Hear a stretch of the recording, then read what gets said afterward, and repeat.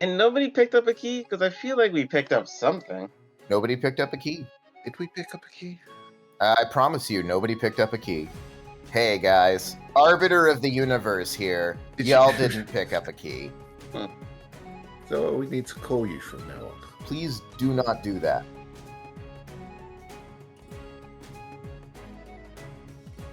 Alright, does anybody remember what happened in a previous session? Perhaps the exact most previous session behind this one? We learned a lot about cults. You got no coats? We learned a lot about cults. Oh, you learned a lot about cults. Okay, I'm sorry. I thought you said you got a new coat. Did we learn a lot about cults, or did we learn very little about cults and a lot about one dangling guy? One dangling guy. I learned a lot about cults. We're slightly healed, which is nice. Yeah, that is true. Oh right, we put Gaspar in a machine with a mongoose, so he can turn half mongoose. It would only make me more powerful. It will increase your dex. It's good for you. Might have slightly misremembered the purpose behind that one, but I like the energy behind that. Yeah, you put a couple of you guys in a freezer tube of ancient Castorian make that seems like it might revitalize. You did waste one of the uses on a cultist who is probably not going to use that boon for any kind of good. You guys met some squabbling cultists. You killed a couple of the squabbling cultists, captured one, and also there was one who was already hanging upside down over the spikes, who you had a bit of a conversation with. I call that a conversation. We did learn. I think they called their guy the Smiling One. Which I think was meant to be alluding to Heath Ledger's Joker, obviously, yes. The Smiling Stone, was he called? The Smiling Stone. Oh. Yeah, the guy that I'm looking for.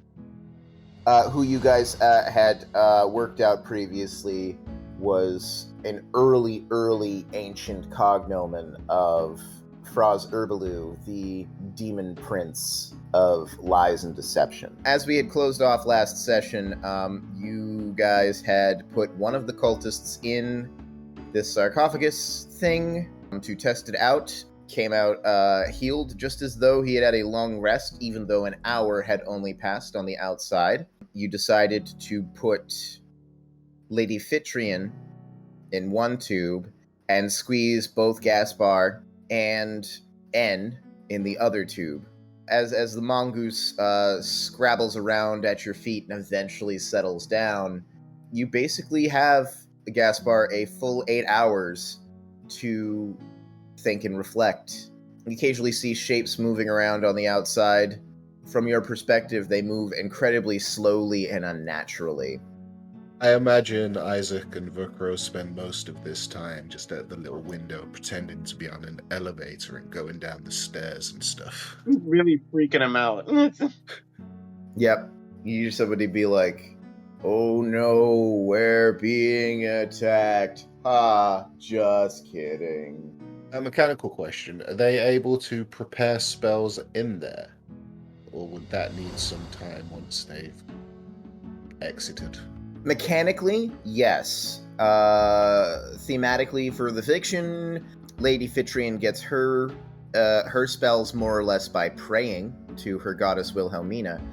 I'm not actually sure what it looks like when Gaspar prepares spells, if indeed it's really anything of a sort of preparation. Maybe he has I believe it is. Yeah. I think it has to do with just having spell slots, because I already know the spells, but I only know so many spells. Yeah, so that's in your case, it's more a question of just sort of like resting up and getting the energy back that you need to cast the spells. Yeah. It kind of feels like more should be happening in the tube, but that's really all that happens. Like, there's this feeling of a time dilation thing that is going on, a super localized time dilation. Outside of the tube, you guys Nothing really happens in that time, although on occasion you hear the cultist shouting down the hallway off in the distance. Being hanged upside down? Yeah, being hanged upside down will do that to you. They do not seem to be particularly happy. How long until, like, all the blood rushes to his brain and kills him? He was a little bit purple the last time you saw him, but it's mostly seems to be manifesting at this point as a headache. Yeah, so Pingo, you get the impression that he's been hung upside down a lot in his time with this cult. Why is he shouting at us down a hallway in the third person? Yeah, you gotta make your own entertainment around here, I know it's serious business, it's important business, but, you gotta have a good... You guys still there? Guys? Wait, is he talking to us, or is he talking to his dead friend? I don't know, but don't entertain him either way. Maybe he'll stop. We could tend to be his dead friends, like ghosts, like risen from the grave. If you guys won't answer, I'm just gonna have to keep yelling louder. I'm game. Let's do it. Oh, God. Damn, what were their names, though? I don't think it ever came up. I think you only know the names of the living ones. We can ask... Don't we still have the guy tied up? Can we ask him? You have both of them tied up, but you hung them both. You hung them both. Oh, we put him back. Yeah, you put him back when you were done.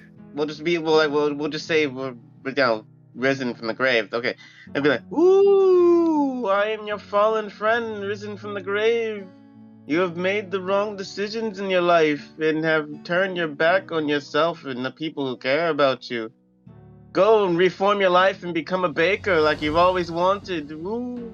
There are numerous problems with that. Can I roll deception? Yeah, roll deception. Roll deception. I got a 10. I can see the bodies from where I'm hanging, right? Disembodied voice of your fallen friend. You sound an awful lot like that But halfling. Pravaz just puts his arm around the door and starts, like, moving the body. Yeah. This is an outstanding use of our time right now. Gaspar, the shadows are gone. You don't know where they've gone. It's a little worrying. So yeah, you guys spend the rest of the hour torturing the cultists, not physically, but like with whatever it is that was that you were just doing. I'm trying to bring him back to his former self. I'm trying to convince him to do better by pretending to be his fallen friend back from the grave. I can't believe these guys got the drop on us. I know. It's like as if you've made the wrong decisions and you need to do better. And I said, this isn't the eternal reward I was promised. That's my wife! Oh my God. The exact reaction I was hoping for. Yeah. But after what seems like a full night's rest, Gaspar, the mechanism that holds the door closed clicks. There's sort of like a hiss of air, and you are once again readmitted into the overworld. Lady Fitrian already seems to be out. She's kind of sitting up and stretching. And your compatriots are nowhere to be seen, but you can hear them down the hallway making spooky ghost noises. And if they turn around the hallway, they see Malcolm like waving his hands dramatically, just going like, "Woo!" His staff is also glowing too, so it's casting shadows. That at least is definitely right up Malcolm's alley there. He's also using his spell Gust to just make things like move randomly. This has been a really weird experience. I don't think I was expecting this when I woke up this morning. Got my morning brown. But you use Gust to, like, knock them into each other like an executive toy. I definitely can. All right. Well, what are our options for moving forward further into this bullshit dungeon? As far as I'm aware, there's only that one door, correct? In the wooden stakes room. There's a door in the wooden stakes room. There's also a door that requires a key. Well, actually, both of these require a key that you first encountered when you came here. The first room that you entered had one entry to the south and one entry to the north. The entry to the north was pretty heavily shut. Very complex lock. So you've got that door and you've got this door over here, as far as you can tell. I'm gonna try to pick the super complex lock, if you don't mind. That's what you want to do. I hate that you said that like that. Is it trapped or something? Like a booby trap? You don't know. I rolled a 14. Okay. You scramble back over the false lava pit that you first crossed when you came to the dungeon. And Gaspar sets to work on the door. Are you guys observing? What are you guys up to while he's working on this? Because it is a very complex lock. I'm definitely just gonna take like a few steps back, just in case. Yeah, Whooper will take a few steps to the side, just in case. Okay. We'll take off my armor and point my open mouth at the lock while I'm working on it. Okay. So with your freshly revitalized and long-rested body, you start working on this door. You click a tumbler here, you click a tumbler there, and then you hear a click that did not come from you. Uh-oh. And what sounds like a sizzling sound. And you get like this quick whiff of heat heating up. You have one action. What do you do with your action? Open my mouth slightly wider. No, just kidding. Like the toilet face. I imagine I'm crouched in front of this lock. Yeah. Basically, what you have is a short flight of stairs with a door at the top of it. Oh, shit. I'll just throw myself down the stairs then. Listen, we've all had the urge. To throw me down the stairs or to throw ourselves down the stairs? Make a dexterity saving throw with advantage. It sounds like you're going to throw me down the stairs. I got a 20 total. A dirty 20. So yeah, you can feel the you can feel as like a small explosion of fire goes off right in front of the door. As you look back afterwards, you can see like these lines of some sort of glyph starting to fade back into the surface of the door itself, becoming invisible once again. Well, I can tell you guys it did not like that. All right, you would have taken 32 points of damage. Shit. Reduced to 16. Yeah, so standing off just to the side there, Vokrivars, if you had eyebrows left at this point, you would have just lost your eyebrows. No damage for you because you were outside of the range, but it was a pretty decent explosion there. Is my afro like a little steamy? Yeah, your afro is steamy, but it's unrelated to any of this. Oh, I just permed it, guys. But if that door exploded, is it open or is it collapsed?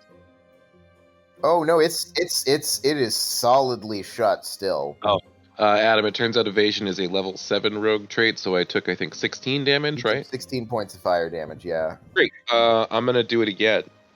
You're gonna do it again. Yeah. Who is going to leave the room? Don't we have keys with us? Yeah, maybe we should try the other door. I'm not gonna.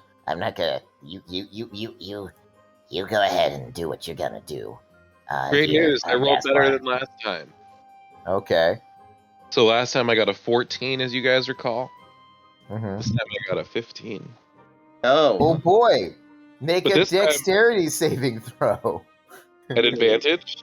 Yeah, at advantage. At advantage because you know what you're dodging this time, yes. So it should be double advantage. I had advantage last time. If double advantage were a thing, you would definitely have it, and you just take that fact and you keep it close to your heart, and just roll dexterity with advantage. Natural 20. So, just kind of rolling your eyes, you roll out of the way again, Motherfucker, I could do this all day. and you only take 15 points of fire damage Ow. Fuck. this time. Only 15 this time. It's because I rolled better. You could do this all day, and I mean, you can't, because you will die. Thanks for the vote of confidence. But I'm sure, like this door. I'm sure those cultists. Did we like frisk them like for stuff? You Like, I'm didn't sure they really have- know, actually. I bet one of them has the key. Oh God, what is his name? Pingu? Pingo, Hey, Pingu! are you going to go to the other room? Because it's kind of a long way to yell. Well, I guess if you scramble across the thing, you can yell and he'll Yeah. hear you.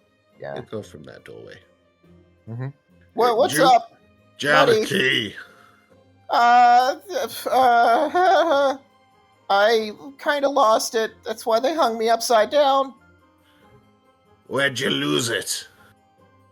We're not sure, but probably in the garbage pit. Stop. Why are you talking to them? Where's the garbage pit? I think you're in the garbage pit. It's, where the jelly cubes are. Oh, that makes sense. Jelly cubes. Well, gelatinous is a long word to say all the time. Wait, so would they have dissolved the key? They don't generally dissolve things that are made out of metal, I believe. Metal and bone, usually okay. Wait, so is the key just fucking down there and we never found it? You didn't find a key down there when you searched. And you searched enough to find a hidden door, so... And a secret tunnel. Mm-hmm. He just said he was pretty sure it was in the garbage pit. Adam? Yep. What's the door made out of? The door is some sort of heavy metal, at least on the outside. Did you just roll to lockpick again? Yes. What'd you How get? do you get? Oh. 15. Roll a dexterity saving throw. Okay, look, you take his arms, I'll take his legs. We'll just carry him to the other door. I'm so tempted to just take away your fucking advantage at this point. I'm telling you, I should have triple advantage. I know what's going to happen every Yeah, time. you Listen, keep I did doing exactly And the yet, same you keep... thing. Yes, we all know what is going to happen when you start picking this door. Everybody knows what's gonna happen. That's the total of 32. Congratulations, you've completely took full damage. That's not true. I have 9 HP. Why are you doing this? Want the door open. I don't understand why you're asking There's me that another question. door. So, this one is clearly got better stuff behind it. I just rolled 18 on an athletics check to try and grapple Gaspar away from the door. What is happening right now? Can I roll to bite whoever the fuck is trying to grapple me? I didn't do anything What do wrong. you mean? Just get away Dude, from that door. I'm not gonna try again. Relax. Oh my god. Also, Lady Fitrian, can I get a heal? I feel like if I do, you won't learn anything from this. I feel like if you don't, the next time we get into combat, I'm going to die, and then all of you are also going to die. I don't know if that goes hand in hand. I think it's more likely that you're going to die and the rest of us won't. We didn't activate a trap 3 times in a row. Also, why can't you roll above like a fucking... I have a fucking plus 10. Oh my god. That's why I keep doing it. I'm trying to get all the bad rolls out now. Okay, can we just please, for the love of God, go try the other door? Oh. You heal for 22 hit points, by the way. Fantastic. Thank you. Undid a trap and a half there. Absolutely. Yeah, guys, let's go check out that other door. Okay. I'm gonna wait for them all to leave the room. I'm just gonna look at you sadly. It's like, you first. Outrageous. Okay, yeah, you guys... Bad bloom. Bad bloom. You guys go ahead and track back to the other room. So is the door where this corpse is right here? Yeah. Yes, the door is right where that corpse is. Nice. I guess we'll just walk on the corpse and then open the door. You can move the corpse. And throw it onto the wooden spikes? Oh, that's better. That's messed up that you would say that. All right, so you look at this door. This door is very similar to the door that you guys opened on the opposite end of the dungeon. It is, in fact, looking at it, Gaspar, it seems to be pretty much the same lock as the door that you found in the Falls Tavern. Because it's the same lock that you've already done before, you will have advantage to open it. I don't know, everybody kept yelling at me for trying to open locks in the other fucking room. I don't know if I want to. Because you almost died! When do you guys care about that? Ouch. 20 to open the bullshit stupid lock. It is mildly hampered by the fact that the entire time the cultists are yelling at you like, "Oh, don't open the door! Come on, don't! We're not supposed to go near that door!" You ignore them. I tend to assume. And as you the final click clicks into place, the fireball. The door almost opens of its own accord, and that same sort of like rushing white light sort of fills your vision. Yeah, there's that. And you guys find yourselves suddenly almost swept from your bodies, and you are no longer standing inside of a dungeon room. The question here is whether the cultists come with us. You look around, and not only are they standing next to you, they're standing. They are not hanging upside down anymore. They stop and they look around. Pingo goes, "Oh, God, no! Oh, we're in it! We're in the lie! We're gonna get in so much trouble!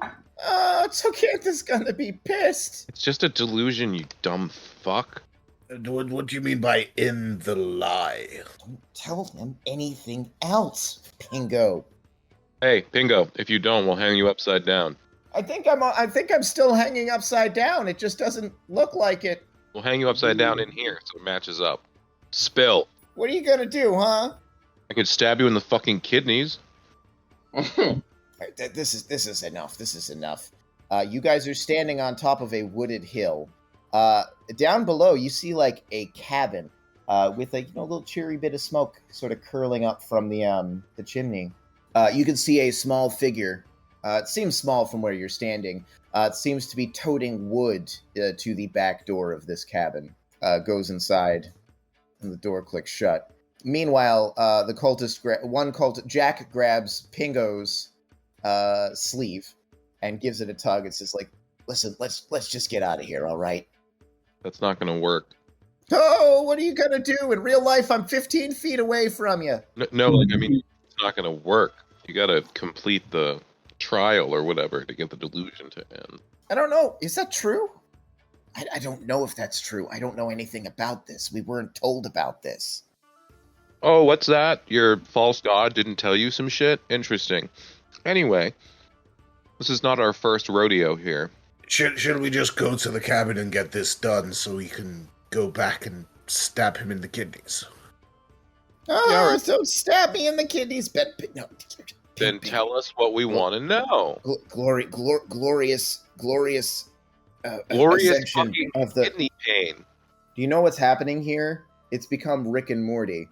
No, Bingo, no. Oh God, it Jack! has become Rick and Morty. It has. Go ahead and make a that sounds like an intimidation check. I would say stabbing somebody in the kidneys or threatening to definitely intimidate. That sounds like intimidation to me. An intimidation check? It's a fucking promise check. Sorry, a 2. Are the others backing you up on this? I'll try just for the humor of it. Okay. Yeah, we'll be like good cop, bad cop, sad cop, and yeah, Good cop, bad cop, sad cop. My assistance came in the form of a 9. Oh, is that supposed to roll intimidation? Oh, hold on. I got a 10. Listen. Pingo, this is what we've been training for. Our lives for the smiling one, okay? Remember? Yeah. No, I remember. So let's Is just it your kidneys for the smiling one too? Because this man is freaking insane. Like he's the first insane one I've met. This insane one's gonna take your kidneys, man. My kidneys for the smiling one, he says, and they start to run off towards the tree line. Okay. I don't fucking let them go, I say. So they run off into the wilderness, as far as you can tell. You guys are on a hillside, mountains in the distance, and it's alpine and it's fresh. And there's a cabin down below. What to do? Booker is just going to head towards the cabin, mutter to himself something about slapping the fire out of Lord Bloom when they find him. And who has this stuff in their basement? It's gnomes, man. He's No. not even a gnome. He just acts like one. That is fair. Sorry, well, I didn't mean to be racist. It's just your people annoy me. No. Look at this shit. You wouldn't find it anywhere else. I don't think he's a gnome, Master Volkravaz. Oh. I've done a racist again, haven't God I? damn it. God damn it. All right. So I'll say that Lady Fitrian is also going to head down with you. I think Anne is going to start turning over logs and rocks and stuff like that. Looking for snakes. Looking for snakes, yeah. What's everybody else doing? That's Vukrvar's and Lady Fitrian heading down to the cabin. See, Malcolm's gonna try and gather some wild bird eggs so that when he gets to the cabin, he can make some scrambled eggs. All right. Go ahead and give me a survival check. Damn. I got a 9. Oh, this simulation or whatever it is does not seem to be very ecologically accurate. You can't seem to find any nests. You can hear birds singing. You don't really see any birds. What about a platypus? You can hear a platypus singing too, but you don't see any platypi. Damn. Yeah, it's too bad. All right, so Malcolm's looking in the trees. Vukrvar's and Lady Fitrian are heading down to the cabin. Tiebreaker. I said I'm also going down to the cabin. Yeah, okay, you're also going down. Okay, I didn't catch that. All right, so you guys go down to the cabin. You know, it's a pretty stereotypical log cabin. Definitely seems well lived in. How do you approach? Oh, we knock on the door with a series of knocks. You're in a tree. Well,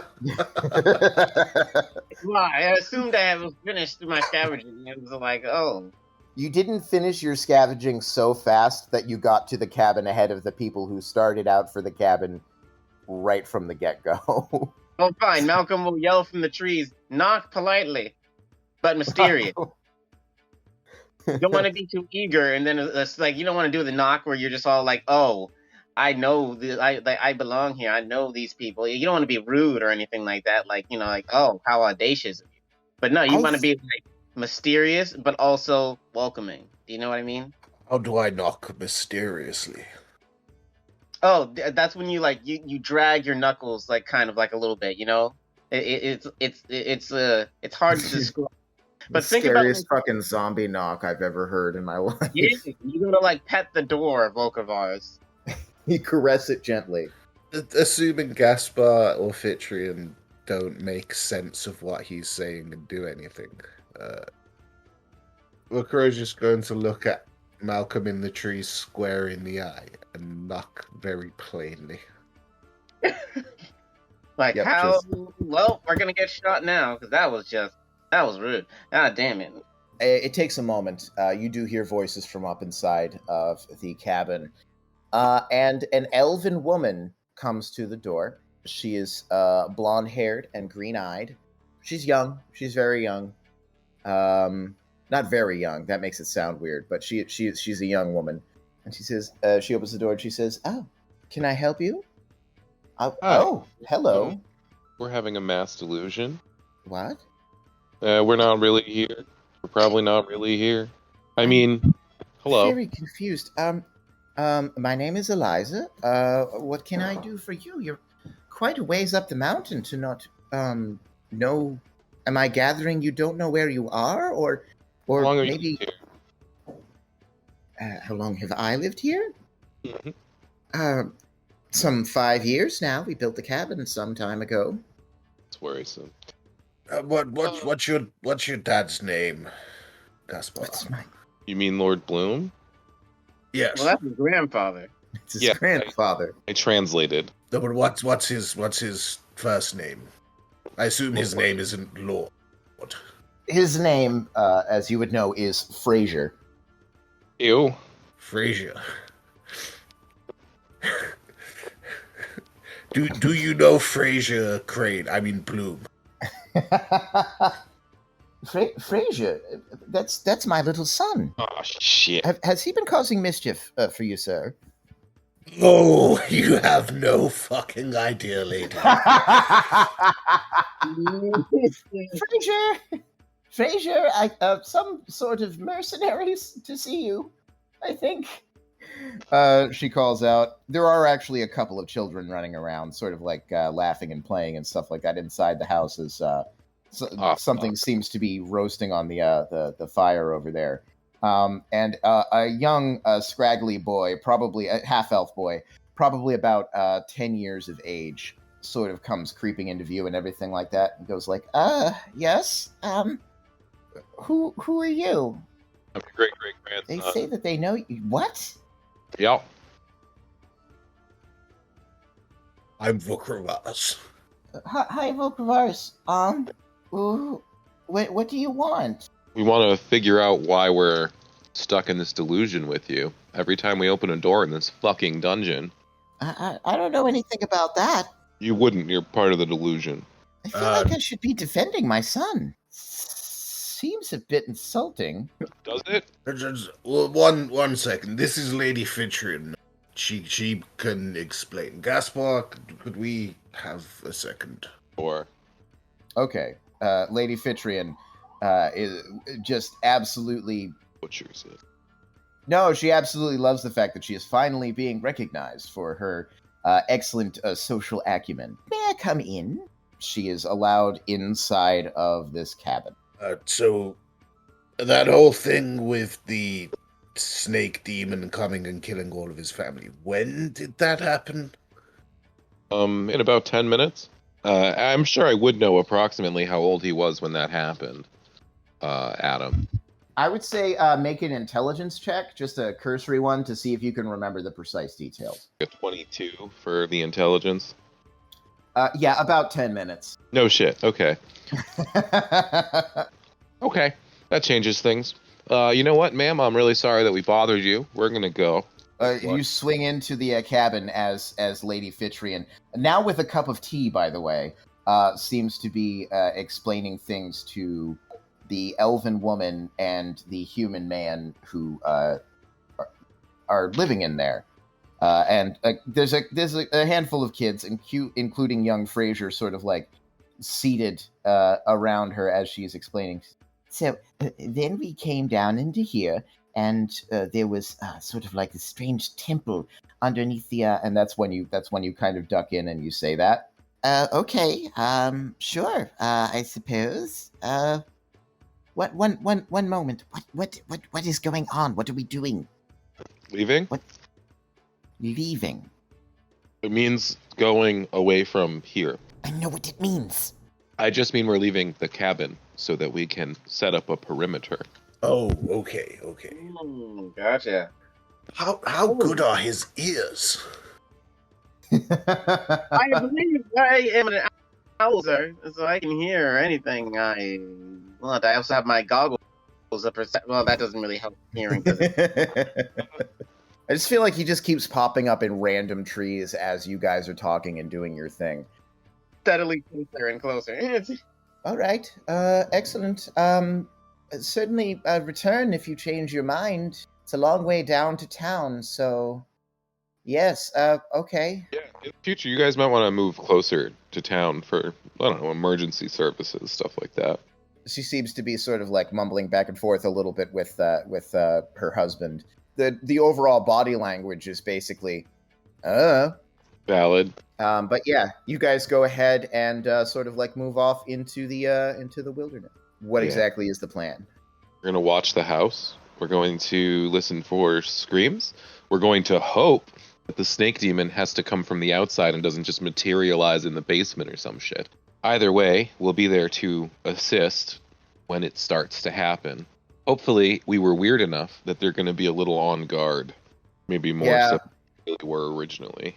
In this idyllic sort of pastoral bucolic, you get the feeling that was one of the weirdest things that has ever happened to them. Yeah. Gaspar doesn't have patience for this delusional bullshit. It's not about 5 minutes as you guys are sort of like walking the area, trying to, find defensible positions and stuff like that. N's ears prick. Yes. He's so far been completely unable to find any kind of serpentine creatures. You're actually questioning sort of the make of this illusion here, because there really don't seem to be any particular animals. You think you saw maybe like a donkey down at the cabin, but that's pretty much it. But yeah, his ears prick up a little bit, and he's like, "Do you hear that? No, but I trust that you hear it. Slithering." Where? He points like a pointing hound somewhere off to the south, which is sort of down the slope. Wait, I just had another thought. Mm-hmm. Weren't there meant to be 8 of them? 7, to your knowledge. 7. Yep. Suddenly, sort of off to the left, more like the southeast of where you're at, you hear the sound of a tree falling as though it's being knocked over. And you hear this rustling and this same sort of like crashing and crushing sounds coming from all over the woodlands along the periphery of this cabin. And you hear like these sort of like sepulchral voices coming out of the woodlands going like, "Kill Bloom family." It feels very silly. Feels very silly. I'm going to start over here. Okay. You issue this challenge to the unseen demonic voices. Nothing if not overly confident. The Wirral. It seems that possibly a direct conflict with 7 of these demon boss entities might go poorly and also be very tedious for us. So I was wondering if you guys were interested in the prospect of a skill challenge. Skill challenge, you say? Yeah. The question, of course, is what is your ultimate goal? Do you want to kill demons, or do you just want to, like, save the Bloom family? What do you want to do? You see, I thought we were just fighting one demon. I didn't know we were fighting all 7 Lords of the Dark here. As the legend goes, all 7 of them came and killed the Bloom family.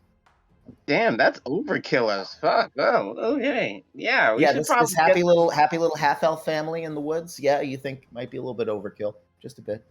The Crow is going to ultimately follow Gaspar's lead, but he will try and speak to one of the demons if possible. Okay. Just to ask why they want to kill this family. Mm-hmm. And Chris? From a purely understanding that this is a delusion where we will take psychic damage until our brains melt, I think it makes more sense to try to evacuate the family. I also feel like that's the best option for fulfilling whatever the scenario is, because like last time we beat the lava demon and the thing was over. I think if we get the family out and safe, we might get back to the dungeon. Okay. All right. So that definitely sounds like it would work as a skill challenge. Are you guys familiar with skill challenges? No, this is my first time. Okay, skill challenge. Actually, in a podcast I'm listening. Yeah, it was one of the more popular mechanics from 4E that a lot of people have actually bumped. Well, I know 4E gets a bad rep and everything, but people liked it enough that a lot of times they move it to 5E. I quite like them too. Basically, everybody chooses something that they want to do, and they roll the relevant skill for that. After a certain amount of successes or a certain amount of failures, things happen. Okay. In this case, failure is probably going to result in damage. And the thing is, a couple little more quid pro quos about it, which is that you can't repeat skills unless you're trying something rather different. And generally speaking, the DC will increase if you repeat skills. It's basically to get you to sort of like think outside the box a little bit. You know what I mean? Okay. Okay. So who wants to go first? And what is your first move to potentially vacate or defend the Bloom family from this oncoming crashing demon threat? Okay, so I think that the plan should be to send Lady Fitrian back to the house to try and get them to evacuate while the rest of us run a distraction on the demons. All right, so that sounds like it would be a persuasion check for Lady Fitrian. So let's see how she does with that. Oh my god, she just barely hit the DC. All right. So you can kind of see her down at the cabin, because I don't imagine that you would particularly run back to her. You're about 100 feet off. And you can see her sort of talking to someone behind the door, and then she goes in. After a few seconds, you can see the human man great-great-great-grandpappy sort of stick his head out. He goes to grab an axe, which is sort of like stuck in a woodpile off by the side. He goes back into the cabin, and you can kind of see people in the window. They seem to be throwing things into like sacks or something like that. So it seems that she has reached them. That is one success. Grand. The crashing outside is getting closer and closer and disappears into the bushes, and you can hear what sounds like a very familiar sort of like snaky sound as he seems to be attacking one of the creatures very specifically. And I'm sure you don't have to guess which one. Something furthermore on your left, actually, this like sort of like black slimy ichor. This slime seems to sort of flow through the trees and the saplings at the edge of the woodline. Is suddenly before you. It is the first of these demon creatures to reach the clearing. You, Gaspar, seem to remember tales of this creature known as Squintex the Devourer, who was like a sort of a slime creature with this nasty barbed mouth, which, yeah, you see right there. It's like this needle-like teeth-filled mouth that sort of like quietly screams and whispers as it gets close. And this is where I would say, what do you want to do now? So we're face to face with one of these awful demon fucks. Yep, and it can be anybody. It doesn't like who wants to do what here. Can I roll a religion check to try and get some information on how to distract them that we might be able to utilize? That would be really good. Only a 12. A 12 is a bit of a failure. Unfortunately, you're racking your brains to sort of like come up with some information about this creature. And faster than you thought it could move, it actually lashes out at you with a tentacle. You realize at this point that you're only sort of semi-corporeal. You take 16 points of psychic damage as the tentacle slams into you. The creature sort of like rolls on past. I tried to stop him with my body, but apparently that doesn't. Thank God you did that religion check. I think I would like to use my skill check to maybe do a perception check to see if I can determine the locations of the rest of the demons to maybe devise a plan to keep more than just one of them occupied. All right, I like that a lot. Go for it. 17 total? 17 definitely makes it, yes. Good. All right. So you're able to determine from that roll, you kind of like quickly scramble up a tree. As Dweeblex, as Squintex, the Devourer, sort of. Yeah. Listen, there's a limited amount of slime demons, all right? No, it's fair. I just I think that was like a slime demon microaggression. Well, I'm sorry, you slime guys just all look alike to me. That's terrible. Yeah, you scramble up a tree. You're able to tell that they're mostly coming up the slope from a southerly direction. You think there's probably a couple of things that you could do tactically there. Like, for example, there's like a boulder field sort of like somewhere up in the north. You also know that tactically that means it's going to be a little bit slow going, especially given some of the creatures that you might be dealing with. So yeah, that's a success. I actually have an idea. Okay. Remember, you've got Squintex is heading directly towards the cabin right now. Actually, as you kind of like peer down, the elven woman that you met previously sticks her head out the door, and then her eyes fly open wide as she sees this barbed proboscis.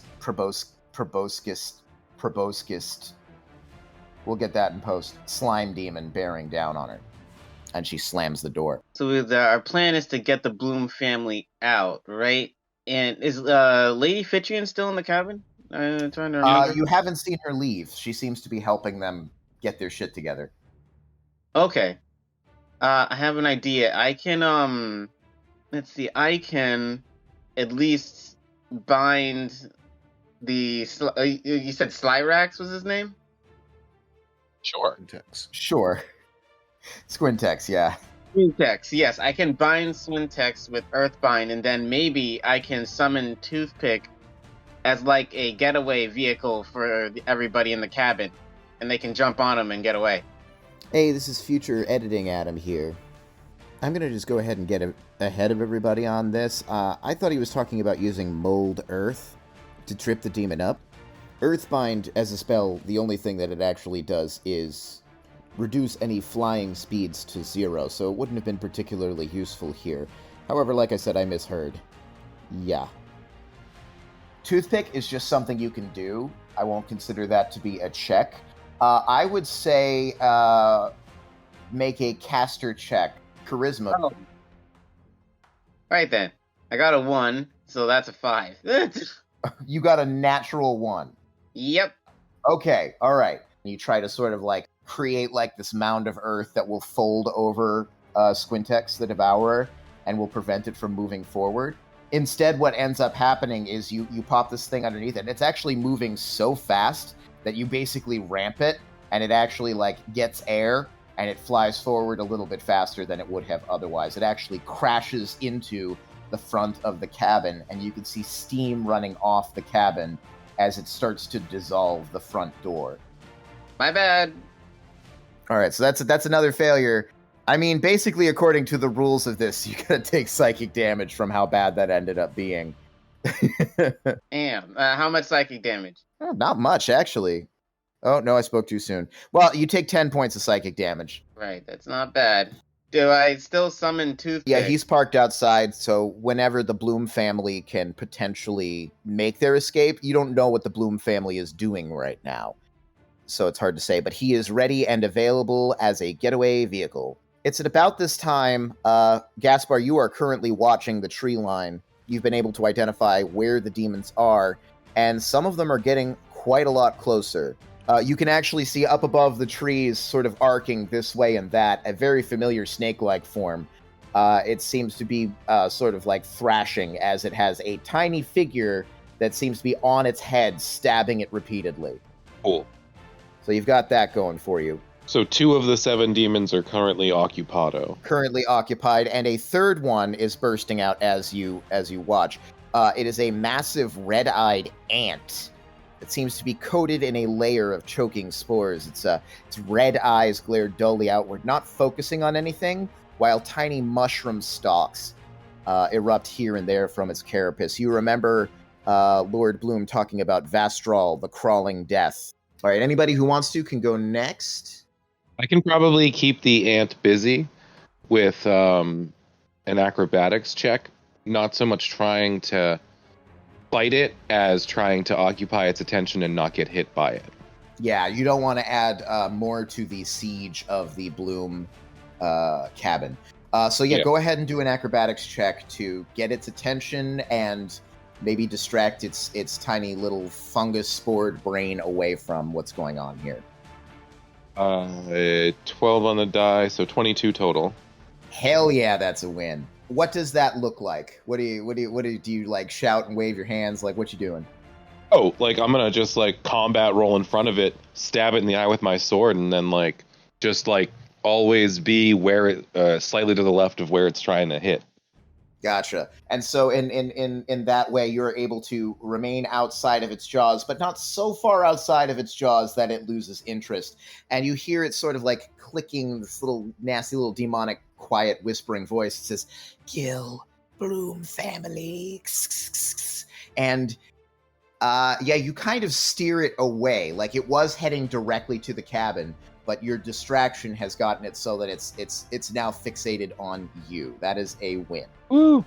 You actually notice movement on the top of the cabin, while Squintex the Devourer is pushing and pushing against the door, and you can see parts of the front of the cabin sort of blackening and starting to crumble away with his acidic onslaught. There's movement at the roof.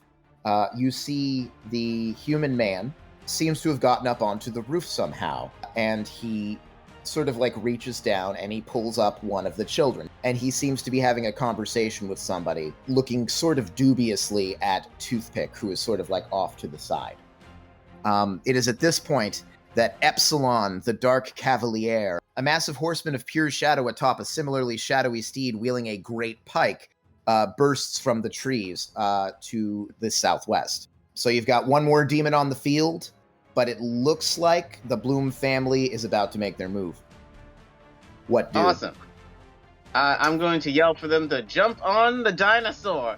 Okay, we lost more audio here, but Isaac decided that Malcolm would use his Eldritch Blast to fire at the Dark Cavalier's feet in an attempt to make him dance. And he rolled a performance check, which he beefed, wherein the Dark Cavalier swung his pike at you. You barely managed to escape being impaled by this thing, but it still scratches you on your side, and you take... It's going to be 12 points of psychic damage from this.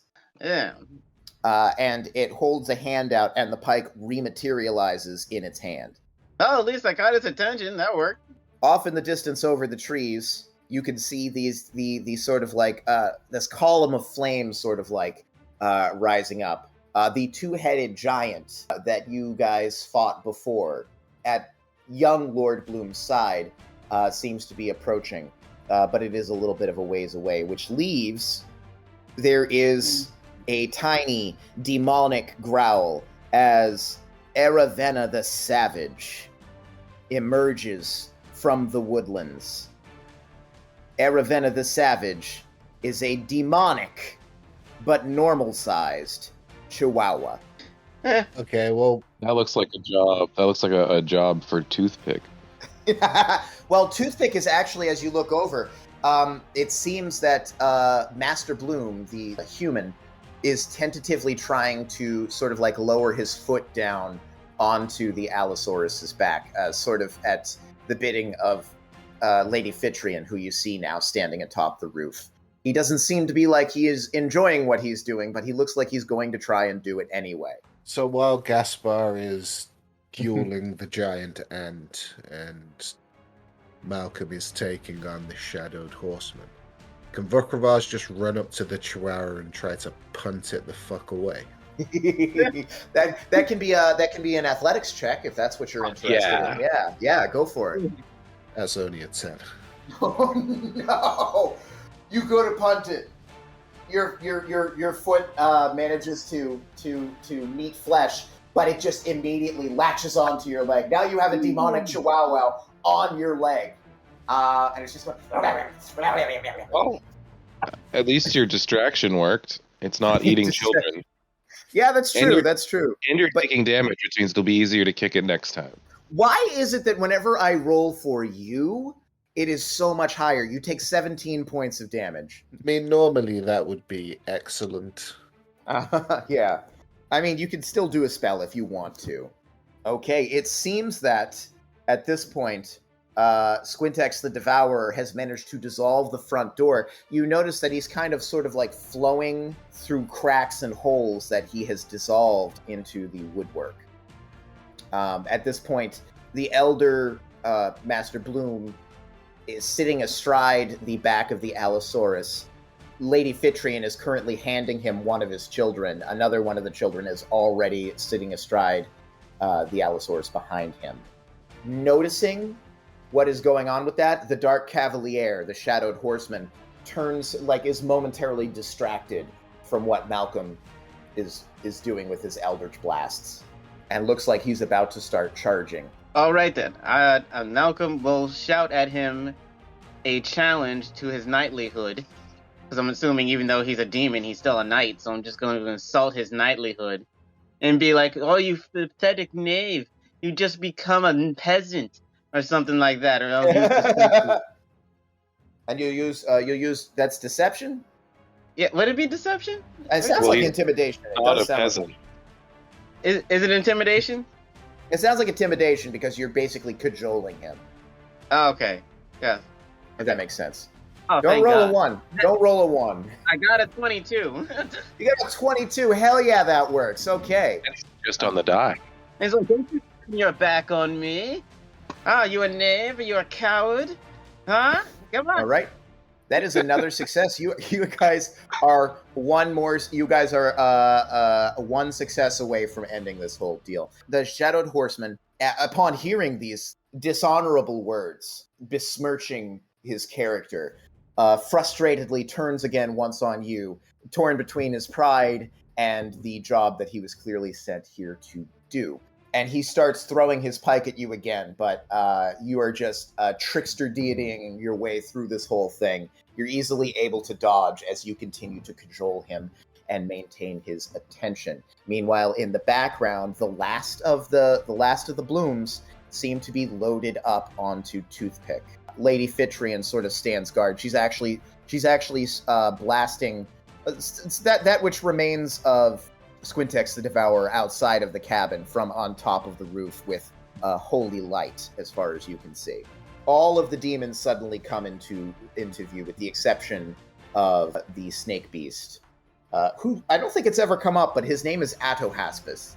It's literally never come up, though, who is still wrestling with N, the mighty snake slayer, in the background. The fiery two-headed giant comes into view, and also some sort of like weird mound of flesh and eyeballs and teeth and hair, which is the last of the demons that you haven't seen before. What is this, Akira? It's like, god damn.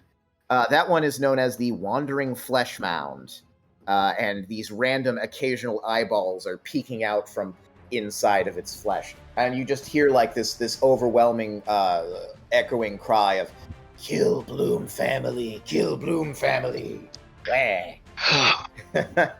All right, you got one more thing. One more success. And Chris decides to deceive the demons into believing that the demon lords that are in charge of each of the demons are intending on double-crossing one another, and it is decided that since demons are a naturally suspicious bunch, that he could do that with a deception check. Yeah. I think that there's an inherent element of like presumption that you could be betrayed at any time among demons. Demons know what the score is when it comes to demon kind, so... That is an 18 on the die, and we said it was a deception check? Deception? It's a 24 total to get their attention with my deceptive ramblings. Okay. You start going on about how their masters are like planning to betray them and everything. And there seems to be dissension in the ranks as they are listening to you. And they seem to be almost arguing with one another like, "Your master has done this to us. They should never have been trusted in the first place." Like, "No, this is clearly your master's doing. I can't imagine that my master would ever do anything like that." And they start squabbling and fighting among each other. The ruckus is so loud and so like pervasive that even Squintex the Devourer, who was starting to flow up the chimney at this point after the Bloom family, peeks its bizarre whispering proboscis out the front door again and starts joining in the argument. And meanwhile, as they are no longer watching, the Bloom family on the back of Toothpick speeds off swiftly and silently into the woodlands. And you have just saved Lord Bloom's family. As these demons start, they are literally tearing into each other tooth and claw now. The Dark Cavalier starts peppering the flesh mound creature with his pike. The whole thing sort of starts to splinter away. Like, the whole world starts breaking down, just as you saw in the last great lie that you interrupted. And after a moment, you guys find yourselves awoken on the floor, the flagstone, once again, of the dungeon. One quick question before we move on. Yes. You mentioned that Vukro could cast a spell. Could he cast a Cure Wounds on himself, since he doesn't need to intervene skill-wise? Yeah, that makes sense. All right, you guys come back to the same room that you were just in. You are now lying on the ground. Anne is standing over you guys, looking grouchy. "I almost got him." You got him in real life, so it's fine. I did? Or we got him together. Hey man, you weakened him for us. Damn good job in there, Anne. He looks like the thought had never occurred to him before, and he's like, "Yeah, I did weaken him for you, didn't I?" Yeah, you took several broken bones about it, and you got the fucking job done. Okay. Are the cultists conscious now? Yep. They're sort of like sulky and silent at this point, though. Oh, look, right back where we said we'd be. It's like we were trying to tell you guys that or something. I don't know. Well, I guess it's time for the kidney stabbing. Yeah, I think it is. No! No, God, I'll tell you what. No, just be strong. You don't have to be strong. Also, your friend there's an asshole. Don't listen to him. He may be an asshole, but we are brothers under the smiling one. Volcro's got to stop bringing him down for the kidney stabbing. I hope you guys are the same blood type, because you guys are both going to need new kidneys. That is true. I never said I wasn't going to stab the other guy in the kidneys also. The other cultist, Jack, seems to have just, like, shut himself up. He's just like, he's like name, rank, and number right now. Oh. I mean, name, rank, and kidney flavor is what it's going to be. Oh, yeah, I thought I put the sock in his mouth. It's not still in his mouth? Did he spit it out somehow? Damn. Oh, he might have spit it out. Yeah, that's the thing. Oh, well, if you bring him back down, I'll put my other sock in his mouth. That's No! Yeah, you find the sock lying impaled on one of the spikes down below. Okay. But, man, did we check these two bodies for anything? Like any keys? No, you actually, you guys did not do any looting or anything. Oh, we should do that. Okay, you're checking the bodies specifically, or are you checking all the cultists? Like, what's the story? I would check all the cultists. First, I'll start with the bodies, and then I will do the hanging cultists. Okay, so go ahead and give me an investigation check. I got a 15. 15, pretty good. Okay, all told, so you guys go ahead and you bring down the hanging cultists. They're all tied up, so there's not a damn thing they can do about it anyway. You give them a search. Isaac, you find over the course of the bodies, over the course of all of the cultists, 7 gold, 1 potion of greater healing, and 2 vials of some strange glowing liquid. Can I make an Arcana check to see if it's magical? You want to do an Arcana check to see if the vial of glowing liquid is magical. Okay. Can I use it to see what kind of magic it is? Yeah. Yes, you can use it to see. You can use it to identify. I have a 13. 13 to identify it? Yes. So you do know that whatever this is, it is not very common. It doesn't remind you of any of the common potions that you have seen so far, like potions of invisibility or what have you. The stuff that was like sold at the Orcalorc Fair, not really anything that this reminds you of. This seems to be something different, something rather unusual and rare. But you don't know what it is, no. Okay. I will say that also, as you are sort of like shaking down first Jack and then Pingo, you check the pockets, and you find what you find in the pockets. You find some more of that gold, and you find your potions and everything. But you also feel something a little bit strange in the hem of his robe. You get a hand on it. You pull out your dagger, actually, because it does not seem to be connected to a pocket. There doesn't seem to be a way to get at it. And you cut it out, and you realize that what you have found is a key that has fallen through his pocket and ended up in the lining of his robe. Oh, nice. Cool. Thank you. Oh, God, seriously, are you going to stab him in the kidneys? I told you I didn't lose it. I knew I didn't lose it. Well, you're about to lose it now. But, thanks. Wait, hold on. Also, do you happen to know what these 2 mysterious potions are? Well, those are... But you shut your mouth. Oh, goodness. All right, I'm going to stab this guy in the kidney. You stab him in the kidney? Yes, I do. All right, roll damage with your dagger, because he can't really defend himself against you. He's tied up and being held in front of you. I stab him with the bone, the freaking bone dagger I have. Mm-hmm. It's 2 damage. It's 2 damage. Ah, that was definitely my kidney. You were warned. Warn you, and then I shove the sock back in his mouth. So you stab him in the kidney and shove it. Yeah, okay, gotcha. All right, so back to what I was saying. Yeah. You were saying what these were again? It's well, it can't hurt to tell them what that is. I mean, it's not like that's a betrayal. It's just a fact. It's not a trade secret. Those are arcane elixirs. They help fortify your magical power. If you have magical power. I have a little. Oh, how nice for you. Thank you. I will not stab you in the kidney. See? Well, at least I can't say about my aggressive friend over there who chooses violence every day. There's no reason why we can't all get along. We're all friends in the eyes of the smiling one. Well, not in the eyes of the smiling one, my friend. But yeah. Thank you for your help. Yeah. What are we doing? What are we gonna do next, guys? I'm up for anything. Well, you're gonna keep hanging here until we're done with whatever the fuck is going on in this dungeon. Oh, wait, no. It's you guys hanging back up. And that potion, the healing one, that was of greater healing, right? Greater healing, yeah. So it's the next tier up. Okay. And those 2 potions were arcane elixirs. Arcane elixirs, yes. As it stands, basically what they do is they replace spell slots.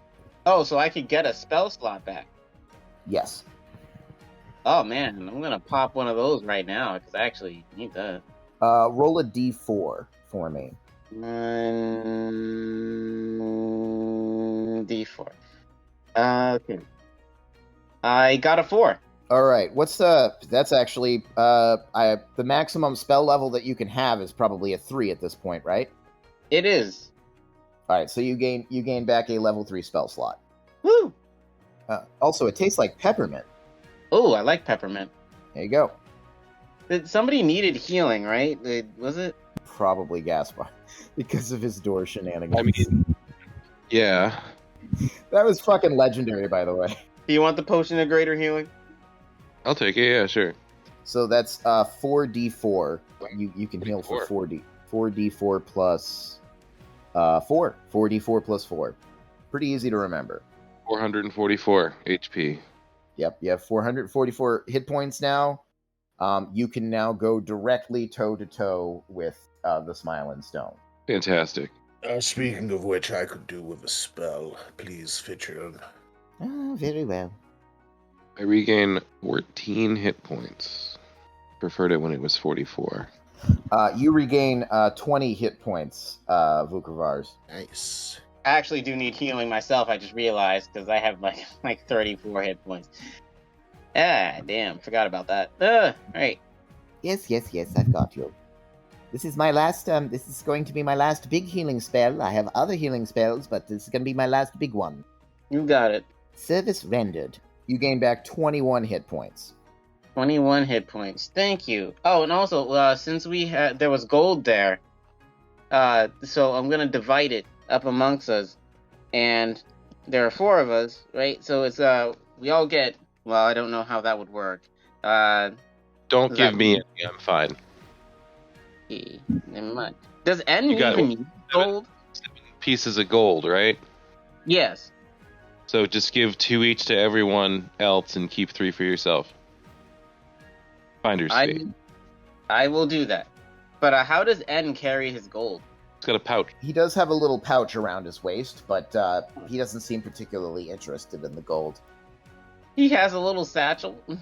Yes, he's got a little satchel, yeah. I love this character. I do not require gold. I require only the glory of slaying serpentine enemies. Completely understandable. It's a common sentiment. You are the pride of your people, N. Yes, I am, aren't I? That's a damning indictment if I've ever heard one. Okay, so you guys have found an ornate-looking key inside of Pingo's cloak. Malcolm just writes down a reminder, like in his little notepad. It's like, let cultist down after killing giant demon. Got it. Okay. Just don't want to forget. And then like we're walking away from town, like talking, or we're at dinner or something with Lord Bloom. And then I remember, oh shit, the cultist. So is this door here open now then? It is. You look inside. You see a mostly barren room of that same oblong sort of shape. It's a bit of rubble here and there. Looks to be from slowly collapsing ceilings from over time. But there doesn't appear to be much else. So onward to the exploding door. Is that what you guys want to do? Yeah. Malcolm's gonna hand Gaspard the key. Like, do you want to do the honors? Or do you want to try and pick it again? Oh, I did just drink a health potion. I don't know why I brought that up. God damn it. You know why you brought that up. You want to see him explode again. I got a 20.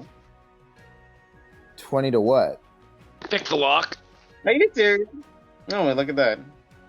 Why? Because Isaac mentioned it. All right. I was gonna let it go. I actually was. Are you serious?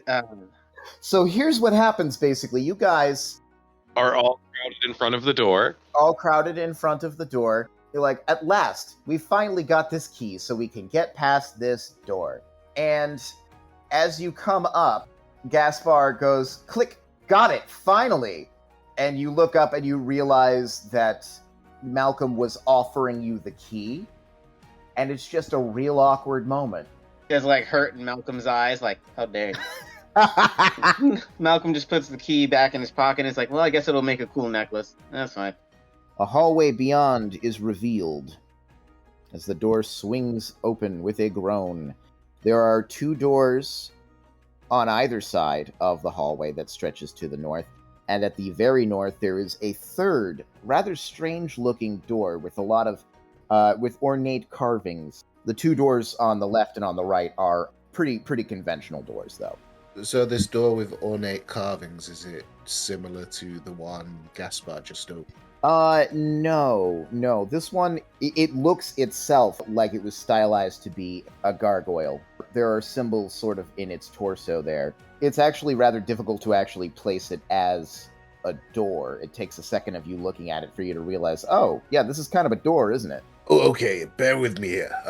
The demon snake thing said that the seal can't be broken. Worked for Baphomet, and the seal contained one of his enemies. Yeah. Is that the smiling stone, and is that the seal? Do you think that door down there is the seal? It might be. I don't know. I mean, can I get closer and just investigate it then? Yeah, you can investigate it. Actually, I wonder if I can do a history check. See if your book says anything about it. Oh, yeah, the gargoyle book. Yeah. Would that be a history check? You can do history. I think what you got from the gargoyle book is pretty much a gimme, but you can give me a history check to analyze it as you will, and also perception while you're standing there. Okay, I got a 6 for history and a 13 for perception, yes, with the goggles on. Okay, 13. So you don't get much from the history. You do know that this door does not seem to be a living gargoyle that is going to come alive. It's like multiple stylized stone plates that are sort of, in one way or another, affixed to the front of a door type thing. So you get that from having read the gargoyle book previously. As you listen, you can definitely tell there is some kind of chanting going on through the puzzle door. Look, guys, looks like we have more cultists. And you can sort of like see like a flickering light that is coming out from underneath the doorways of the 2 doors on either side. But Vakravaz is immediately going to run off. He's going to run off. Okay. He's going to return to the cultists and take some robes and bring them back. Ah! Well, this is just a violation. The other stuff, stabbing that dude in the kidney, was this is a violation there. Okay. Disguises, ha! All right. So yeah, you wring the blood out of 1 or 2 of these things. Yeah, you've got 4 cultist robes. Cool, and can just hide in my afro or something. Yeah, and makes a cozy little burrow in your afro there. Right next to the bird. Yours, you have to take yours in a bit, actually, because all of the cultists were medium-sized. I'll just use my dagger, just like, make some adjustments. Yeah, you hem it in a little bit. This one has holes in the kidney area. Perfect. Nice thinking, Volkervars. I heard that King Mira did it once. He put on a red cloak, and these bandits just assumed he was one of them because he was drunk and stupid. It's the chuckle afterwards that gets me. So you've got 2 doors that have flickering things going on either side, and a bit of a puzzle door in the center. What's the next course of action? You guys are all dudded up like cultists. What was the name that they kept saying? Who would be mad? Socantha. Stocantha. Coelacanth. Coelacanth, yeah. They're seeking. Should we check out one of those side doors? Yeah, left or right? We'll go left. You go left. Always go left. The door is not locked. I'll roll a lockpick. All right. You open the door to find an extremely wide and high chamber that is sort of dominated by a massive gargoyle statue, flanked by braziers. In front of the gargoyle statue, some masked cultist seems to be channeling energy into this painted summoning circle on the ground. A number of other cultists look on. They barely look up as you come in.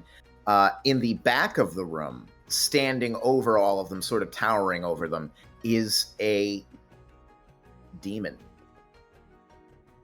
A sort of vulture-like winged demon. It looks up as you come in, and you guys are wearing these cloaks. I will give advantage on a deception check if you are attempting to behave as though you are one of the cultists. Sorry, a what check? A deception. Oh, okay. You can decept. Nice. I got a 23. Is this you want one from everybody? Let's do one from everyone, and I'll average it out and see how it goes, because everybody is going to be coming under scrutiny. Oh, I got 17. Nice. That's with a -2. I got a 15, but that's with a +6. That's still pretty damn good, though. Let's see how we can drag it down with Lady Fitrian. Still better than 15, all averaged out, though. But you guys go ahead and you enter the room, sort of like in line, like you see cultists moving. The masked cultist who is channeling energy into the summoning circle does not look up. The demon across the way cocks its head at you as you come in, and one of the lesser cultists comes rushing up to you. Where have you all been? There were some intruders, but we dealt with them. Intruders? Yeah. What was the nature of them? I don't know what it was, but now it is corpses. Oh, shit. That's terrible. I'm just gonna reach over and smack Isaac's character on the back of the head. You hit N. Ow! Don't make me hang you upside down. Not like Pingo. Not like Pingo. What did he do this time? He lost the key. Lost the key. Great. Yeah. It was in his robe. He's just a fucking idiot. Anyway, how's the old portal channeling going? As it has been going. Yeah? May I take a look? Oh, no, not at all. Fantastic. I mean, we're all just kind of sitting on our hands at this point. Yeah, absolutely. How long do you think it's going to take? There's no way to know, right? The old man is strong of will. Who knows how long it'll be before he cracks. Yeah, absolutely. I'm going to go up to the guy who's doing the portal, not like bother him or anything, just like check out, see what's going on. And then I don't know if it's sleight of hand or deception, but I'd really love to stab him. Whoa, just keep clear of the energy. Yeah, no, we certainly don't want you to. 22 to hit. Yeah, 22 hits. Now, what exactly are you doing? Oh, I'm going to stab him in the spine. Like melee stab? Yeet. What are the other options? You could throw a dagger or something. I don't know. No, I figure we had the cloak of deception, so I just figured I'd walk right up to him and just dagger him in the spine. Yeah, go ahead. Yeah, you roll your damage, and you definitely get sneak attack for this. You're goddamn right I do. 21 damage. All right, yeah, you don't manage to kill him, but you definitely have taken out far more than half of his hit points in a single go. Everybody just suddenly stops and just goes, "Ree!" Like they don't go "ree." That would be ridiculous. Everybody's jaws drop. Even the demon's like, oh. Oh my god, he accidentally fell over and accidentally stabbed that guy. I don't know how much that's going to work, but you guys can go ahead and roll initiative. I love Fulcrum so much. That was like almost like a Michael Scott attempt at deception right there. Oh no, he's fallen over and accidentally stabbed your compatriot. Let's all continue as if nothing happened. Did you guys both roll 6s? Yep. I got a 21 again. This almost makes up for those 6 1s in a row. All right, so if you've launched the combat, I'll say with your 21. Is there anything else you wanted to do after the stab? That's an action. Shouldn't I have gotten a surprise round and then a regular round? Yeah, this is your surprise. Yeah, you guys have a surprise round. Oh, but sorry. There's more things you can do with your turn. Then stab. Yeah, I don't know if you have anything else you want to do. If you have any bonus actions that you want to take up, or any movements that you want to do afterwards. Is there anything else in the, like, there's the demon, there's the portal, there's the cultist, is there any kind of altar or anything like that? Or it's not an altar, but There's a big statue. yeah, you're at the foot of a big gargoyle statue. don't like that. You know what? Just to be that guy, I'm going to use my remaining part of the surprise round to use my spooky invisible mage hand to goose the demon. Woo! A goose? You know, pinch his butt a little. Oh, I thought you meant like shove a dagger up his butt. I'm like, oh no. No, a mage hand unfortunately can't be used to attack. No, you goose the demon and give him a little wink. Yeah. Yeah, he's 30 feet away from you, so that's like, I think, on the furthest edge of what you can do, but yeah. Worth it. Just imagine somebody grapples a halfling and then a fully formed adult mongoose fucking pops out of their hair. That's fucking rude. Actually, yeah, to continue on with the surprise round, it is Malcolm's turn next, and that is exactly what he does. He just kind of pops out in between you guys, and he actually jumps at the demon. Yes. And he's going to make 2 attacks. No longer at disadvantage. He is nicely healed from. Which means he will be rolling only 1s and 2s from here on in. Probably. That's generally how this goes. Yeah. He hits both times barely. He lashes out with his épée, dealing 20 points of piercing damage. Although that doesn't really seem to do much to this creature. Seems to do less than you would expect. And the demon's like, foiled again. And ends like, not quite. Yeah, that's exactly what happens. 'Cause it's an epic. I get it. No, I got you. Thanks. I didn't know if I should tell that joke or not. I was kind of on the fence about it. There you go. You've got to repair wit. I hate both of you I don't half blame you. so much. It is Lady Fitrian's turn. She is going to step in and try and club the cultist with her mace. Casually steps in and just like swipes at his head. That actually is a hit. Not much damage though.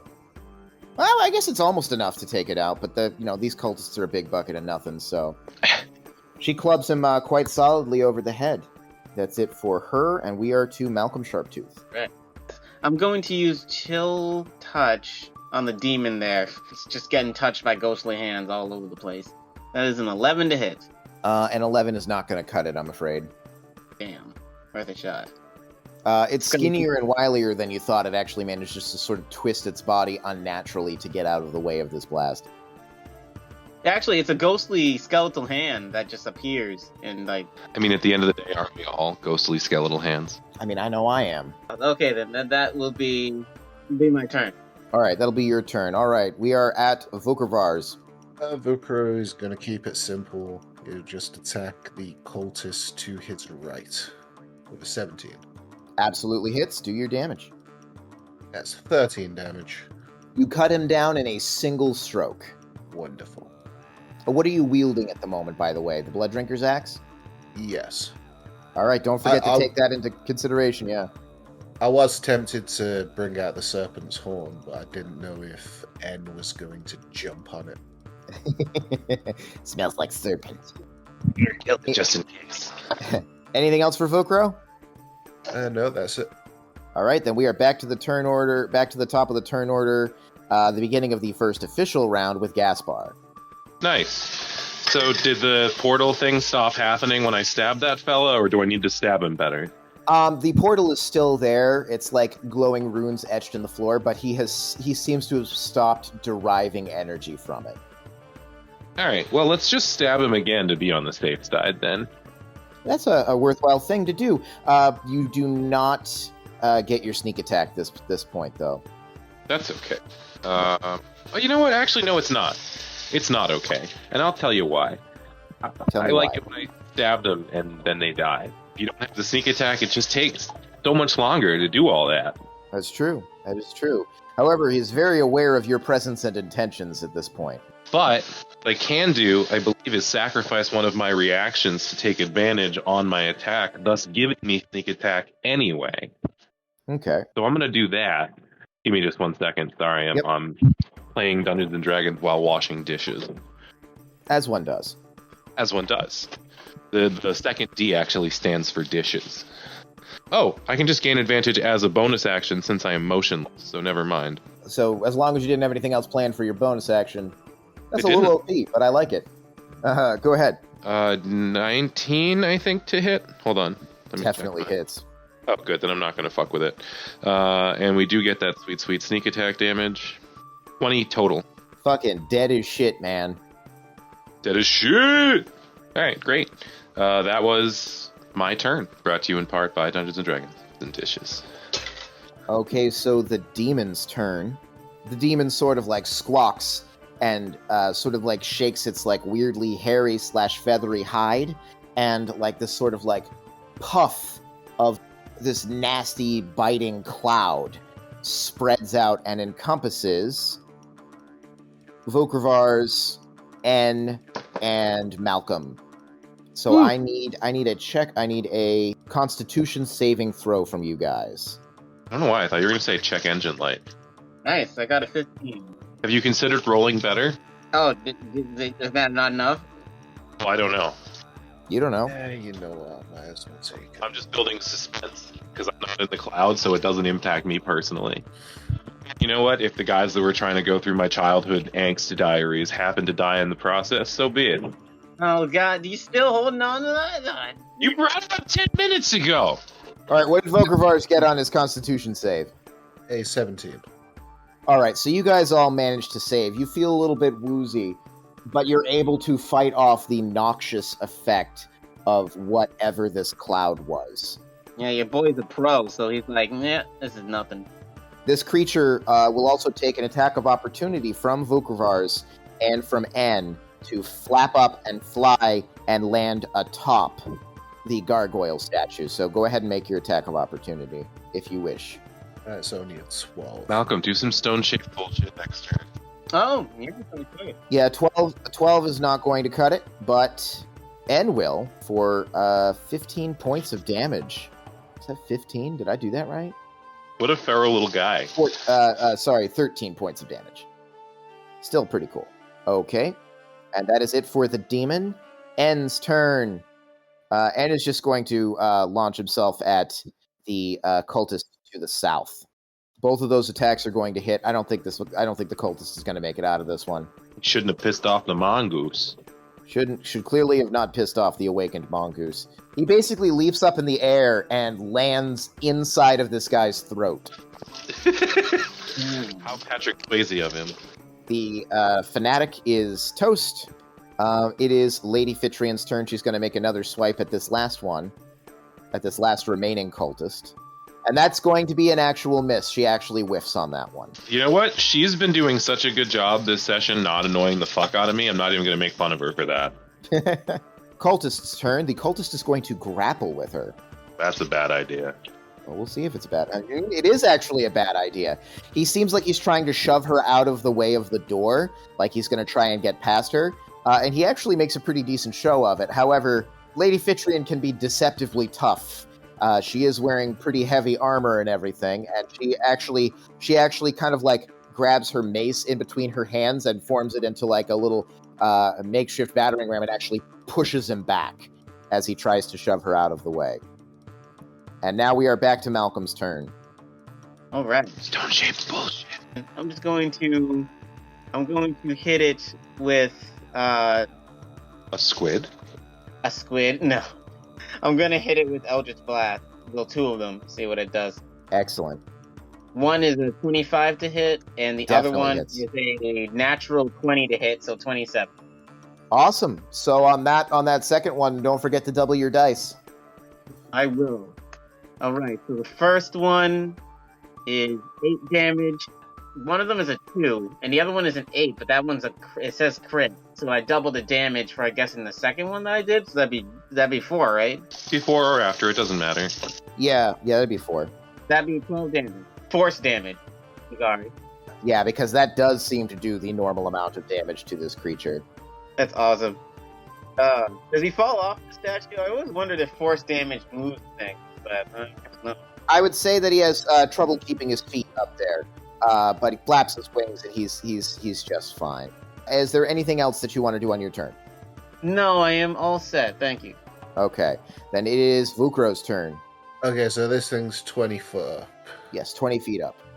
Would I, using the brazier The thing brazier. as a launch pad, would I be able to jump up and grab it? I'm sorry, I just had an image of Volcrivar's building a giant slingshot out of a discarded bra. Oh, God. So that's 15 feet. You would have to be able to reach, even if, you got to scramble to the top of the brazier.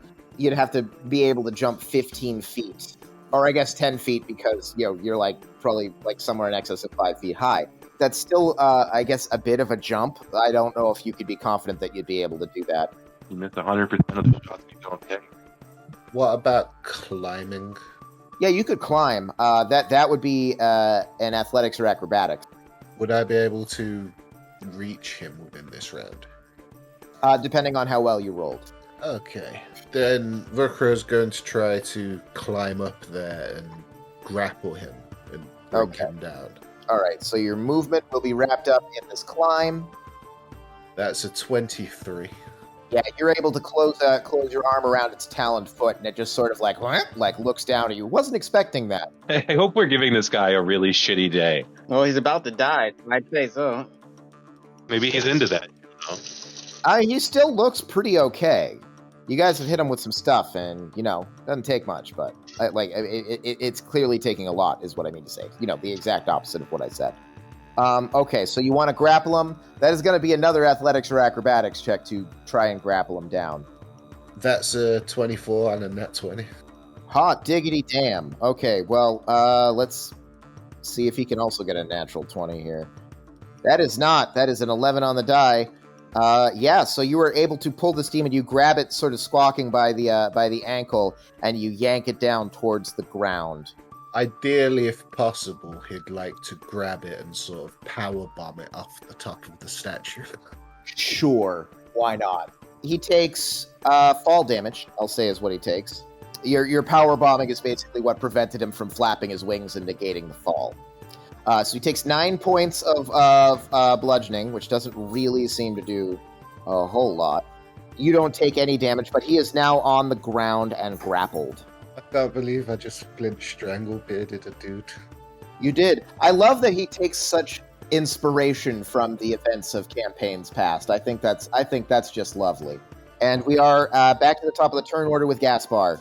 Demon's grappled. Is it easier to stab him in the neck? What that basically means is that his speed is 0. He'd have to be restrained in order to take penalties. So Okay. No, but he's also on the ground now, and you weren't able to reach him before. So That's not true. I have a gun. oh, that's right, you do have a gun. But I'm actually just going to try and cast a spell on him. Oh wait, you still have the sexy blunderbuss? Yeah, I do. He's got the sexy blunderbuss. That wouldn't hit both of ours too, would it? Probably, but he likes that. He's into it. Anyway, I'm going to cast Tasha's Hideous Laughter, so the demon needs to make a will save? Or will or wisdom? I think it's will. Well, it's wisdom. It's wisdom. I knew what you meant. That is a 19 on the die. Okay, so that was a waste of my turn. Moving on. Okay. This creature, sort of helplessly in the grasp of Volcrivar's, is going to open its mouth wide and shriek as loud as it can. I need you to take a Constitution saving throw. I got a 22. I don't know what my stats is, but I got a 17 on the dot. That's a damn shame. I got 11 with a +8. Oh, no. Okay, so you are stunned. Oh, marvelous. Oh, I'm sorry. I thought he was saying he got a 19 total, and he was just being a fuck about it. No. The 11 total with a +8. The dice are the ones being a fuck about it. Okay, Lady Fitrion, also stunned. The cultist is also the remaining cultist that I actually forgot was still around. Okay, so, actually, he manages to pass. So this shriek echoes through the rest of the dungeon. That's all we got for the moment. N comes charging in. See, it's not a snake. goes charging out. Manages to hit twice for 22 points of damage. And that's it for N. Give me a perception check, everybody. Does that include stunned people? Yeah, that includes stunned people. I got an 8. 18. Gotcha. 17. All right. So, Gaspar and Vukro hear the sound of a door opening. Watch it be Lord. Watch it be Lord Bloom. Indeed, indeed. And it is Lady Fitrian's turn. She is stunned. She cannot do anything. So it's not much different than one of her regular turns then. Oh, okay. So we're back outside of the not giving her a hard time for stuff, I guess. Yeah, honeymoon face is over. Yeah, I should have known that it wouldn't last very long. Well, she's stunned now, so she can't answer back. Yeah, she can, according to the stunned condition, she can speak falteringly. Shut up. She's kind of standing there swaying on the spot. The cultist, seeing his opportunity, makes a stab at advantage. Yeah, he misses. He's like trying to find a hole in her armor as he's trying to stab her. It's like unbelievable. Malcolm. I'm gonna hit that cultist in front of Lady Fitrian with this fire bolt. Do it. Got a 21 to hit. A palpable hit. That'll be 8 fire damage. Goes down in a screaming blaze. Well, he's a demonic cultist. That's probably how he wanted it to go. It probably is. And that'll be the end of my turn. Okay, Vukravars. I'm the champion of the two scabber. This is a rare case of audio issues augmenting a comment instead of ruining it. But yeah, he's stunned, so I'm assuming I can't do anything. Yeah, you're just kind of laying gently on top of the demon. You are incapacitated until the end of your, I think until the end of your next turn. Oh no, you're stunned until the end of the demon's next turn. Yes, that's it for you, really. Gaspar, it is your turn, top of the turn order, and you just heard a door open somewhere else in the dungeon. Interesting. Well, until whatever it is gets into this room, I think the demon is a more pressing concern. So I'm going to. The demon is currently being pressed, so that makes sense. More weight. I'm just going to pile on top of Volcravars, I get. No, just kidding. Yeah. Well, I mean, my hope was that we could surround it, flank it, and stab it to death. But if you move 10 feet, you will be flanking with N. Sure, fuck it, we'll do that. So let's take 2 5-foot steps. Also known as moving 10 feet of your movement. No. 2 5-foot steps. I'm playing D&D 3.5. You guys play whatever you want. That's good. That's a fucking soundbite, man. Sword is that was 17 on the die plus 7 to hit, so it hits. Yeah, the dice just says it hits. 16 damage with the sneak attack. All right, what are you using? For the sake of argument, I say that I pulled out my rapier, which is +1. All right, I could good. have done that in between my 5-foot steps. Yeah, he is looking pretty rough, actually. Anything else for you? That is unfortunately all the turn that I have. Okay. The demon reaches up with its claws and is actually going to make a rare talon attack. First it attacks Volcravars with its beak. Does an 18 hit, I assume? Yes, it will. You take 12 points of piercing damage. And the second attack is also going to hit by that metric. Oh, shit. All right, so it bites at you with its beak and slashes at you with its talons. You're basically lying on top of it right now. And you take 13 points of slashing from its talons as they dig into your sides. Yeah. Turn into a mammoth. Crush it. All right, and that is it for the demon. All right, N makes an attack with advantage against the demon as well, because flanking. The second attack does not hit, but the first hit does. All right, he deals 10 points of piercing damage. And this demon is clearly on its last legs. How many did it have to start? Sort of like, you guys actually Malcolm can see this. The others can't because the statue is in the way. A hand reaches through the doorway and claps onto Lady Fitrian, who is still stunned, her shoulder, and black crackling dark energy sort of arcs out from it. She takes a bunch of damage. Great, it's an ally. Is she still stunned? Oh no, she is not still stunned. So in fact, actually, the hand misses, and she sort of jets out with her mace once again to try and defend herself from this unseen attacker. So there is someone in the hallway. I should just let it attack her. We need our healer, damn it. She is going to lash out with that same mace. That is going to be a hit. Yeah, so whoever this person is just took a bunch of damage. Okay, Malcolm. Can I see the guy in the hallway, or is she blocking him? She's partially blocking him. You do technically have line of sight. Okay, because I was just wondering if I could hit him with an Eldritch Blast, or if I have to, like, get closer. You can give it a shot. This demon, however, down here is on his last legs. I mean, I have two Eldritch Blasts. I can see if I can hit them both. Sure. That's hot. Cowboy style. That's right. 2 pistols, man. Alright, so that's 16 to hit for the demon, and 17 to hit the guy in the hallway. Both of those are going to hit. 2 damage for the demon. Let's see, the guy in the hallway. Fuck you too. That's 1 damage for the guy in the hallway. Wow. I mean, like, wow. Yeah.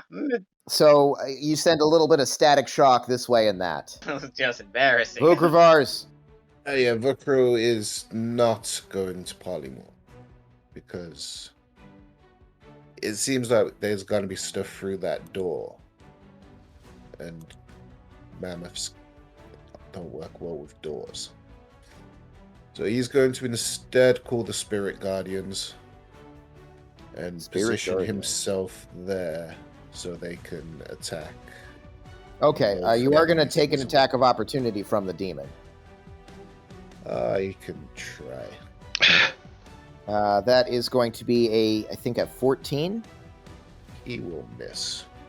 Yeah, it lashes out with you as a claws as it goes past, but he's just too injured. Seems to be sort of loath to, like, unable to move in the capacity that it once had. Wait, does the cultist hanging in the other room have to make a save too? Because he's like touching. If it goes through walls, then yeah, kinda. Damn, Hingo is not having a good day. Then I guess it is Gaspar's turn, unless you had something else. No, it's Gaspar's turn. Okay. The Stabbing Part 2. Stabbing Part 2, you have advantage because you are still flanking with N. Well, let's see how we do with advantage. What the fuck just happened? 23 to hit. Hell yeah. I don't think it's even possible for you to not kill this thing. 23 damage? Yeah, okay. For theatrical reasons, I would like to... I had a dagger in my offhand that I used to kill that cultist guy. Yep. Throw it up in the air to distract the demon, and if his eyes follow it, stab him in the throat. You rolled a 23. That's exactly what fucking happens. It exposes his long, leathery gizzard to your deadly ministrations. Not to be ministered unto, but to minister. But to minister. Oh, man. Yeah. All right. And this one is gone, but you can hear the jostling of many more bodies coming from the other room, and also a horrific low growling sound. I'm sure it's fine. I am going to go ahead and stop it right there because we're over time and everything like that. But next session could potentially be the last session. If not, then the one after that, because it's going to be long battles ahead. Let's do it. Just so as you know. Wait, do we level up? No, you didn't level up. I don't know. It felt like we leveled up. I'm pretty sure you're wrong about that. I told you, just level up without telling him. He won't. There's nothing he could do to stop us. He can't really hurt us. He's just a dungeon master. We're not even in an actual dungeon, guys.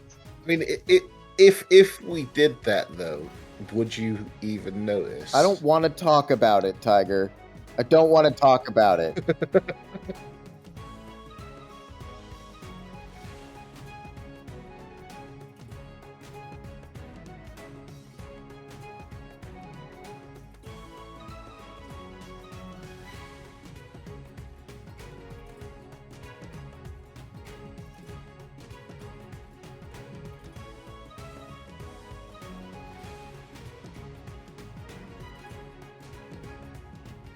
Oh, I'm so stupid. Guys, I could have been picking that lock with my mage hand this whole time. Are you kidding? I didn't need to take 45 damage. Oh my god. Outstanding.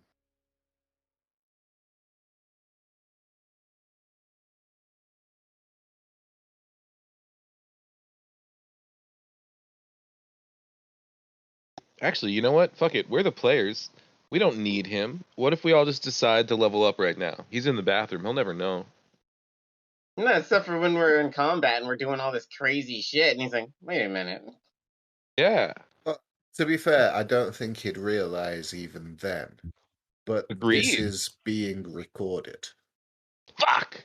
Oh, I mean, I suppose we could say we were just joking and then do it anyway. But then you just said that. Yeah, but that was just a joke. we should never commit a crime ever.